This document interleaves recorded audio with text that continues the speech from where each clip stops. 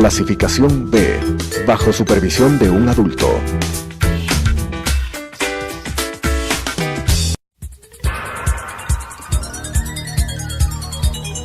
Las opiniones vertidas en este espacio por la producción y dirección del programa son de exclusiva responsabilidad de sus autores y de quienes intervienen en ellos.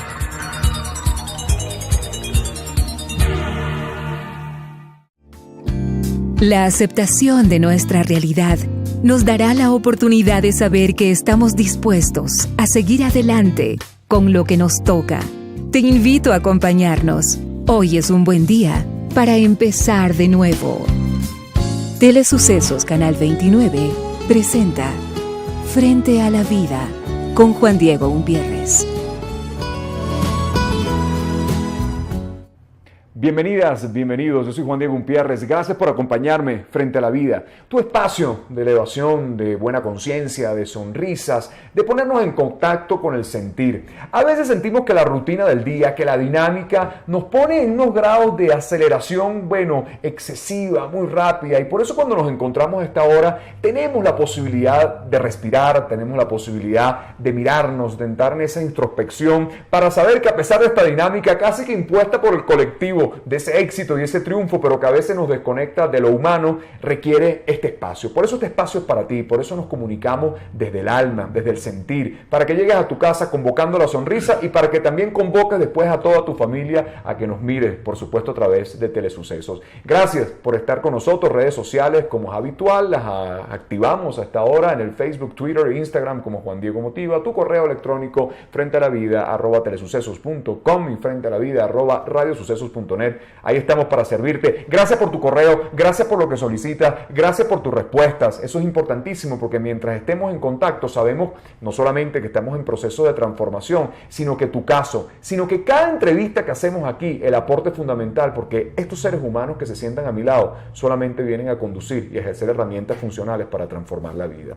Hoy estoy contento, estoy además interesado yo mismo en entrar en esta entrevista porque vamos a hablar de cosas que quizás tengan un ámbito político, lo cual nunca ha sido mi especialidad ni mi interés, pero la política, lo humano también se rozan. Entonces es importante ver la conducción en este año que aparentemente tiene un viento de cambio, a ver qué se está pasando, qué está moviéndose a través de los líderes, y por eso hoy trajimos un experto, que es Leonardo Lazo. Tú eres experto en comunicación política, tú eres un gran asesor. Bueno, vale, tú sabes de política, así mismo te quiero presentar porque tienes un currículo extenso, pero estoy contento de tenerte para tocar un tema de este año. Primero te preguntaría, ¿cómo sientes el año a pesar de la crisis? ¿Cómo sientes esta Latinoamérica? ¿Cómo sientes los ciclos que aparentemente dan señales de cambio? ¿Eso lo percibes desde tu análisis? Sin duda, se ven vientos de cambio en toda Latinoamérica, ¿no?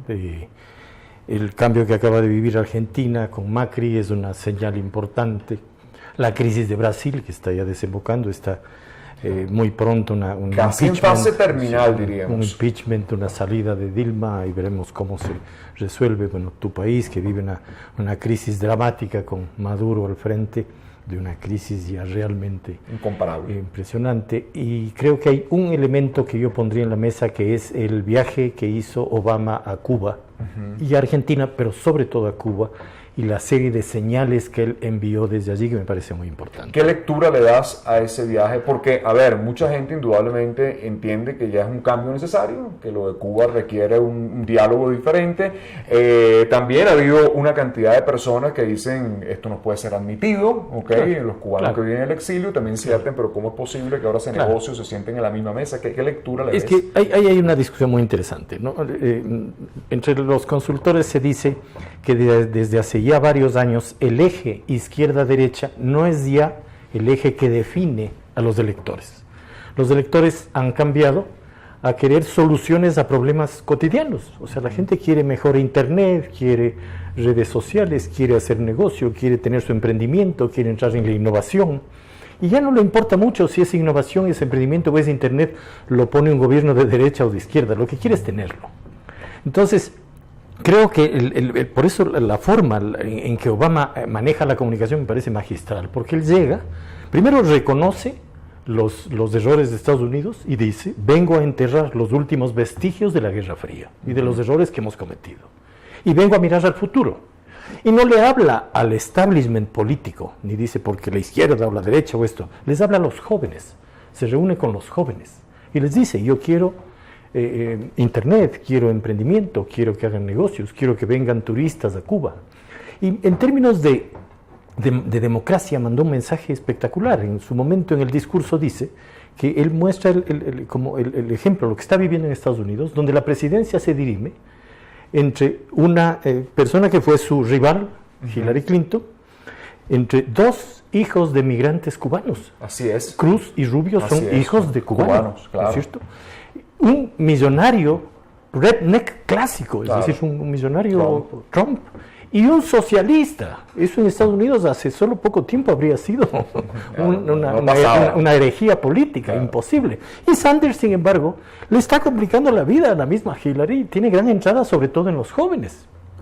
¿Por qué? Porque los jóvenes igual, ya no les importa si eres de izquierda o derecha, lo que sienten es que hay que repartir mejor la riqueza, que ya el capitalismo puro no corre, que está por delante más bien cómo logramos manejar mejor el cambio climático, cómo entramos en los negocios de tecnologías y de innovación.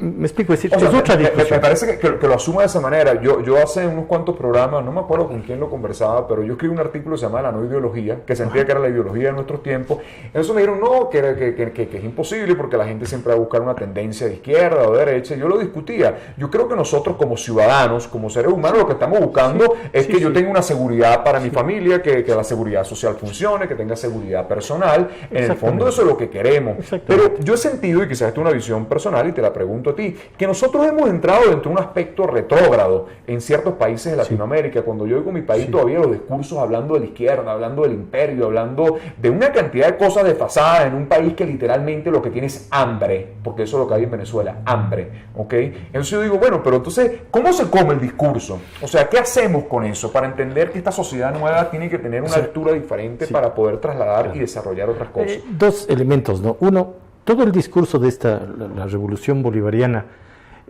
tiene un fundamento que es un revisionismo histórico, ¿no es cierto? Una lucha de clases revivida. Ese es un poco el fundamento.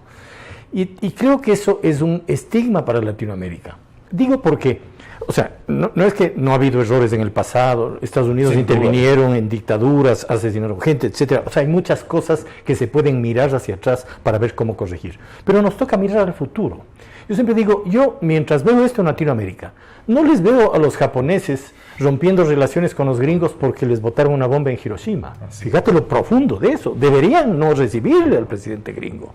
Pero ellos están conscientes de que necesitan ir adelante y vender sus productos y competir en tecnologías, etcétera, etcétera. Lo propio los coreanos. Porque si vamos a un revisionismo, los franceses no deberían tener relaciones con los alemanes. Así es. Y deberíamos no recibir a la canciller Merkel porque es una representante del nazismo. Entonces, ¿dónde termina ese revisionismo? Con eso no digo cerremos los ojos y no veamos nada de la historia. La historia debe servir para ser mejores seres humanos y mejores culturas y para saber convivir en esta diversidad que es el planteo de este siglo y de la globalización.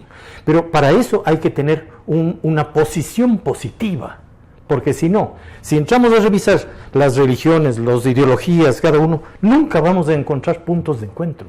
Y lo que Obama les dice, igual en Cuba, es trabajemos en todo aquello que podamos estar de acuerdo.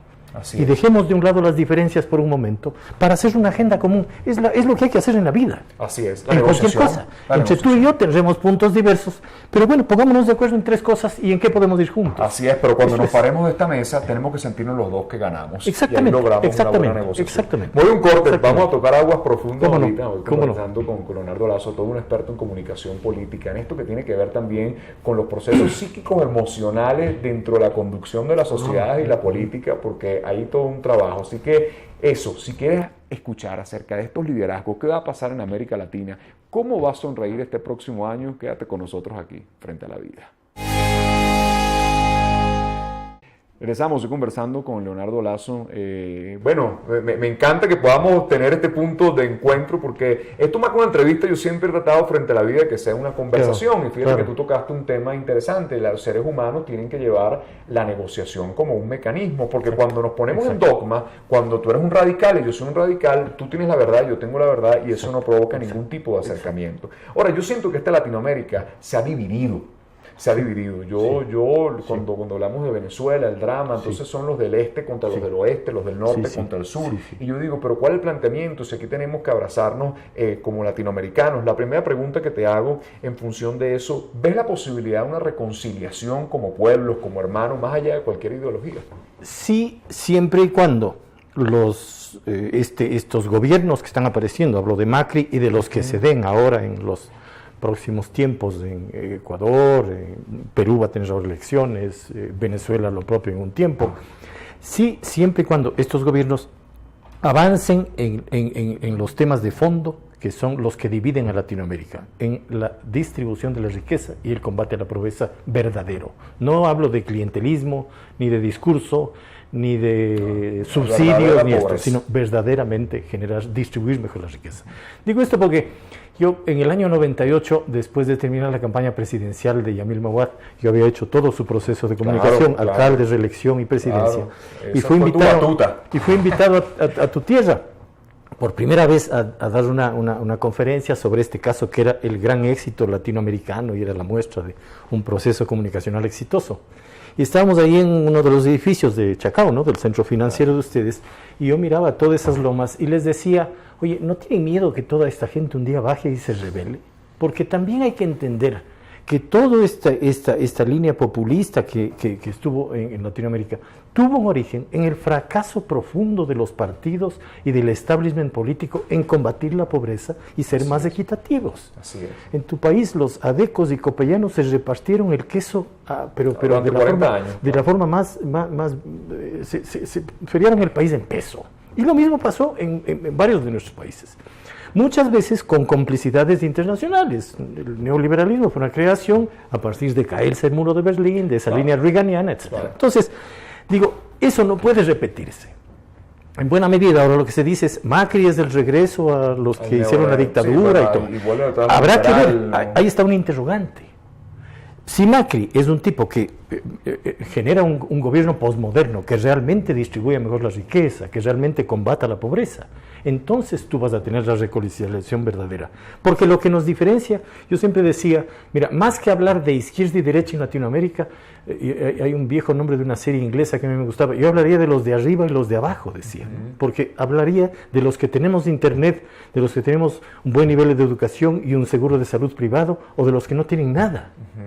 Así es. Y esa es la historia que nos venía pasando. Así es. ¿No es cierto? Entonces, creo que la reconciliación pasa por generar un continente más equitativo. Así es. Ahora, fíjate que hay algo que indudablemente nos resalta en estos últimos tiempos, es los rasgos del liderazgo que ha sucedido en Latinoamérica. Estos rasgos se parecen, indudablemente, son gente carismática, son gente que ha tocado la conducción emocional de la gente, eso es innegable, por lo menos en el caso del comandante Chávez, era un hombre que le hablaba del corazón al pueblo y eso se sentía. Y fíjate que es lo que te quiero dejar como interrogante, fíjate que en los discursos de Chávez era hasta gracioso, porque después de tantos años, yo siempre he sentido que en Venezuela, después de 18 años, ellos hablan como si fueran oposición.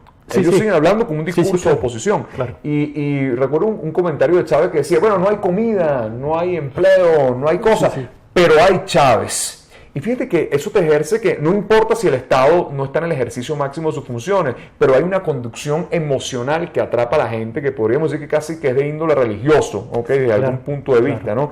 Pero, ¿qué hemos aprendido nosotros en estas sociedades cuando estos fenómenos pasen? O sea, realmente estos líderes que han manejado estos procesos, ¿cómo los visualizas tú? ¿Tendremos los nuevos Che Guevara? ¿Qué ves tú en estos procesos de esos liderazgos emocionales excesivamente carismáticos? Es una muy buena pregunta, porque sin duda ha sido una construcción política de liderazgos sumamente fuertes desde el punto de vista de conexión emocional, sobre todo con el sector popular, que en esa misma lectura que te decía de los de arriba y los de abajo, pues siempre vio al poder muy distante. y la revolución bolivariana ciudadana tuvo la virtud de construir una cercanía, ¿no? Estos gabinetes itinerantes, aló presidente, hablarle todos los sábados, y colocarse siempre en el lado de ellos. Esto que dices tú, a pesar de estar en el poder, siempre se colocaban ellos contra los poderes fácticos, ¿no? Claro. Hay ejemplos muy lindos. Ahora, hace unos días el presidente Correa hablaba en Semana Santa de Herodes y los sumos sacerdotes como los poderes fácticos, claro, que le mataron a Cristo. Más o menos lo mismo que hacen conmigo era, ¿no? Claro. Eso que a un nivel informado nos puede sonar hasta gracioso o cómico, a nivel popular tiene eco, un arraigo, porque es una impronta muy potente de construcción cuasi religiosa de liderazgo, ¿no? Claro. Entonces, creo que parte del reto de esta nueva conducción es cómo tú recuperas en un liderazgo que tenga otros fundamentos.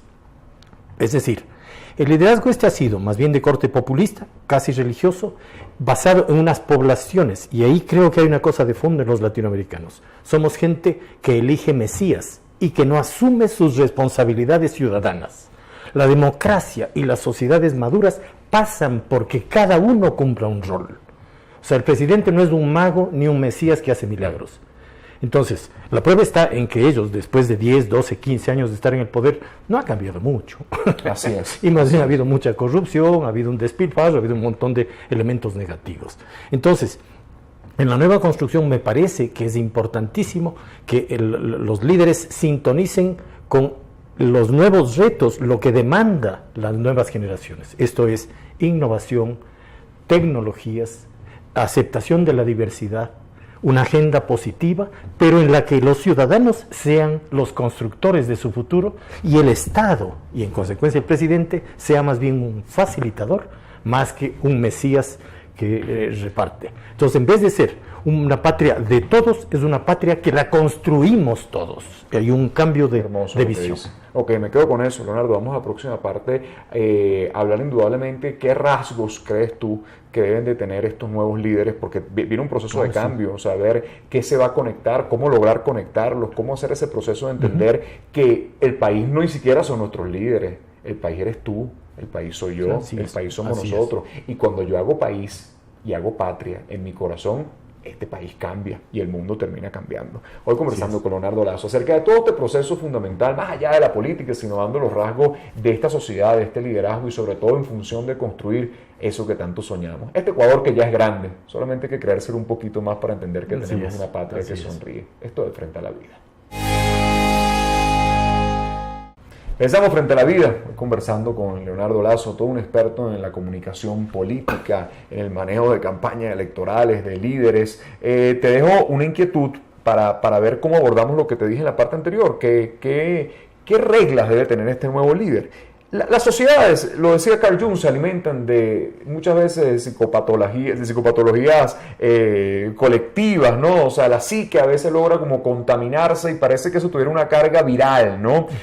A mi entender, sin duda, sociedades muy reprimidas, marcadas por complejos muy silentes, cuando alguien lo acaricia, cuando alguien pone el dedo en la llaga y dice yo tengo la pomada, eso eleva una efervescencia popular extraordinaria. Ni siquiera hablemos de los casos latinoamericanos, eso pasó en la Alemania nazi. Eso tenemos que verlo, es como este hombre despertaba esas masas en producto de entender, bueno, entonces el judío es el que tiene, entonces este es el enemigo, y esa cantidad de cosas hicieron eco. Porque la pregunta es, bueno, ¿el mundo no sabía lo que estaba pasando? Claro que el mundo sabía lo que estaba pasando. Lo que pasa es que el silencio colectivo también quedó sorprendido por este discurso. Y eso, sin comparar, sin duda, con la Alemania nazi, pero eso pasa también en nuestros países, ¿no? Cómo el discurso logra tejerse dentro de la psique colectiva y forma estos procesos. Pero te quiero preguntar ahora, que hemos pasado tantos años en esto, ¿qué debe tener este líder para poder tener una conducción emocional, que la debe tener, pero ser al final un gran gerente que logre establecer, bueno, las pautas de cómo sacar un país hacia adelante?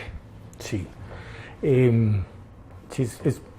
No es fácil pintar el líder este, ¿no? Pero yo diría que hay algunos parámetros que yo diría. Estos son los liderazgos. Cuando uno ve el liderazgo de Chávez o de Correa o de Cristina Kirchner, son liderazgos de base vertical, ¿no? Hay un análisis de Eric Fromm sobre la autoridad y él dice hay dos formas en realidad, una vertical y una horizontal. Son las dos formas de construir la autoridad. La una es la línea baja del presidente, que en este caso, en esta figura cuasi mesiánica y tal, es el dueño de la verdad, es el que marca la línea. Y esto creo que se ha visto claro en el chavismo, en Correa y tal, ¿no es cierto? La otra es esta horizontal, que es en cambio un proceso de concertación, un proceso de construcción colectiva. Y creo que ahí está el cambio. O sea, el mundo está caminando a la construcción colectiva, ¿no es cierto? Hoy muchos de los nuevos desarrollos, de los inventos, se hacen con un muchacho trabajando en Argentina, el otro en Japón y el otro en Nueva York. La globalización es innegable hoy en día. Entonces, y trabajan juntos, y luego se ponen de acuerdo en cómo nos repartimos el invento, el desarrollo, lo que sea, ¿no? Hay casos lindos. Hay un muchacho en Argentina, en Buenos Aires, que construye drones con impresora 3D, pero el chip de la memoria es hecho en Taiwán y el otro, me explico, entonces un tipo en Canadá hace una cosa, el otro en Taiwán y él en Argentina, y juntos construyen una cosa que luego salen a venderla al mundo. Esto es lo que hay que hacer. Y esto es lo que ya está pasando. Entonces la política debe emular eso, debe ser un proceso de participación real. No hablo de participación en el discurso, no es crear el grupo de 5 gentes que hacen el... No. Hablo de esta participación, es decir, de potenciar todos esos talentos y eso que ya está pasando para convertirlos en políticas. Así es. Políticas que incentiven el uso de tecnologías. Caso ecuatoriano, el Internet en Ecuador sigue costando 3 veces lo que vale en Colombia o Argentina o Chile. Mientras eso pase, no somos competitivos. Políticas que mejoren la educación en muchos de los mandos medios, los usos de tecnologías, etcétera, etcétera. Políticas que incentiven el emprendimiento para que la gente del pueblo también pueda incorporarse a la economía de forma efectiva y pueda participar de esa riqueza. Políticas que distribuyan mejor el dinero realmente para que no siga concentrándose en manos de pocos y los demás sigan pobres, que es lo que sigue pasando. Claro. Entonces, si hay toda esa visión, yo diría que un poco el modelo es un poco Obama, ¿no?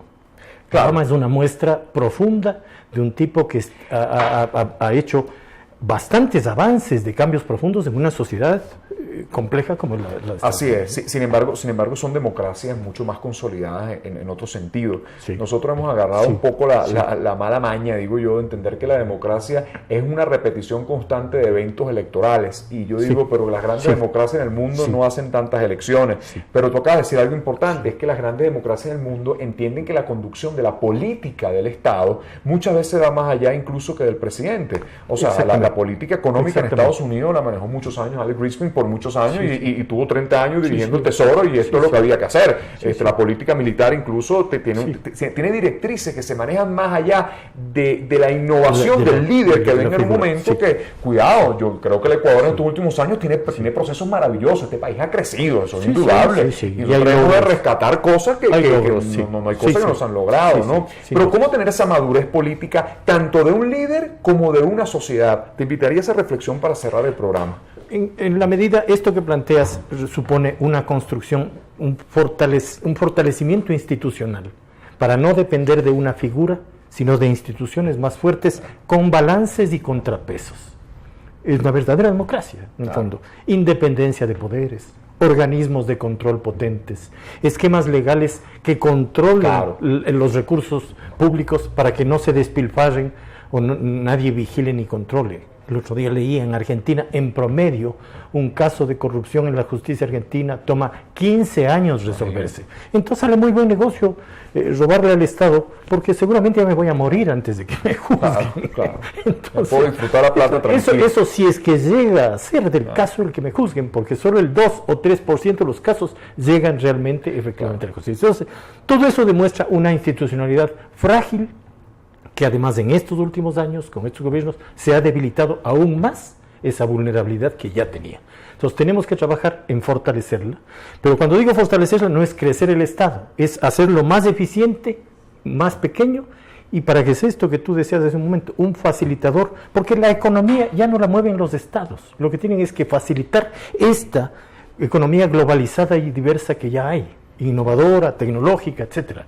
Eso es lo que tienen que hacer los Estados. Eso es institucionalidad fuerte, leyes duras, ahora hay leyes, todas esas leyes del arrepentido, leyes que controlen el gasto, es decir, hay mecanismos de fortalecimiento institucional, pero siempre con los contrapesos, independencia de poderes y control y calidad de gasto en lo público. ¿Y qué le dirías a la sociedad? ¿Qué le diría a esta sociedad que después de todo esto, a ver, tengamos que tener aprendizaje y lecciones también importantes, tomar lo bueno, pero no todo tiene que ser tomado, honrar las cosas que se han sido productivas, pero esta sociedad también tiene que tener un reflejo, cuando hablo de esta sociedad, hablo de la sociedad latinoamericana, de que no es el Mesías el que nos puede salvar, sino que lo que necesitamos es una conducción de adultez para entender que el ejercicio del país somos todos. A la sociedad diría yo que lo importante es quizás dos ideas para dejar. Lo primero es que sí, esto que tú decías, la relación en la elección de un líder es emocional, pero esa emocionalidad tiene que tener también una racionalidad detrás, sí. Es decir, yo tengo que votar por un tipo que me garantice estas 4 o 5 cosas en las que creo. ¿El tipo va a seguir con una política petrolera o va a conservar la biodiversidad? En eso creo. ¿Va a incentivar realmente las tecnologías o no le importa o solo es discurso? ¿Va a generar leyes para controlar el gasto y tener realmente una administración pública honesta, eficiente? O no. Entonces, esos elementos me parece importante un lado. Y lo segundo, ser una sociedad que exija y vigile a sus líderes para que cumplan esas premisas. Y no solo una sociedad emocional que crea y elija un Mesías al que le traslado la responsabilidad y yo miro para otro lado. Me parece fundamental. Entonces, esa participación en términos de exigencia, salir un poco de ese estado paternalista. Y que ahora además es más fácil esa participación por las redes sociales que te permiten ser activo y dinámico sin ser un político, digamos, simplemente desde tu... Bueno, pero que al final todos tenemos conducciones y relaciones políticas. Pero sin duda. Yo por eso siempre digo que yo no me meto en política, pero es que no meterse en política es no meterse en las reglas, claro, del manejo diario también, porque nosotros vivimos dentro de la política. Te vamos a traer muchas veces, Leonardo, para que podamos hablar. Este hace un año interesante también. Sí. Además, fíjense cómo abordamos los temas sin conducción y sentimentalismo político, sino más bien dando un mensaje de esperanza. Yo soy profundamente optimista, muy optimista con el Ecuador, además porque como venezolano me abordan y siempre lo digo en los programas, me dicen que vamos directo hacia tu país, le digo no. Eso no hay tiempo que pase, pero también el fenómeno de dirigir el destino del país, más allá de los gobernantes, va a tener que ver con la disciplina, con la voluntad y el coraje, con abordar las crisis desde adentro, saber cómo buscar oportunidades, cómo ser creativo y hacer una construcción interna. Por eso te digo, si el país late dentro de ti, si la conciencia ciudadana está viva y quieres crecer, este es un gran país y lo vamos a hacer cada vez más grande. Yo soy Juan Diego Gutiérrez, hasta un próximo Frente a la Vida. Las opiniones vertidas en este espacio por la producción y dirección del programa son de exclusiva responsabilidad de sus autores y de quienes intervienen en ellos.